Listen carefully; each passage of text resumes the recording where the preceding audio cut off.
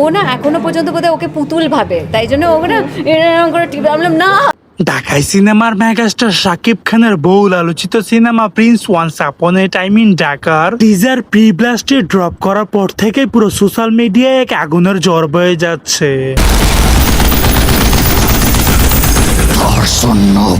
আর সেই আগুনের জ্বর এবার শুধু বাংলাদেশের মধ্যে সীমাবদ্ধ নয়, দেশের গণ্ডি পেরিয়ে ছড়িয়ে পড়েছে ওপার বাংলার সিনেমার অঙ্গনেও। ধান্দা করবে তার জন্য মিষ্টি।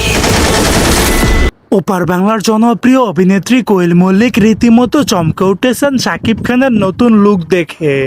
প্লিজ একদম না। তো কিন্তু আমি ওকে চটকাতে দিই এই জন্য, কারণ আমার মনে অভিনেত্রী কোয়েল মল্লিক একটি সাক্ষাৎকারের মধ্যে বললেন, শাকিব খানের টিজার দেখে আমি চমকে উঠেছি। প্রথমে শাকিব খানকে চিনতেই পারিনি, কেননা শাকিব খান নিজেকে এভাবে পরিবর্তন করে নিজেকে ভয়ঙ্কর রূপে ফিরে আনবে সেটা আমি কখনো কল্পনাই করতে পারছি না। মিষ্টি আর আমার শত্রুর সাথে যে ধান্দা করবে। টিজারটি এক কথায় অসাধারণ ছিল, আর শাকিব খানের দুর্দান্ত পারফরমেন্স শাকিবের এই প্রিন্সকে নিয়ে যাবে সাফল্যের পথে। ভয়ঙ্কর।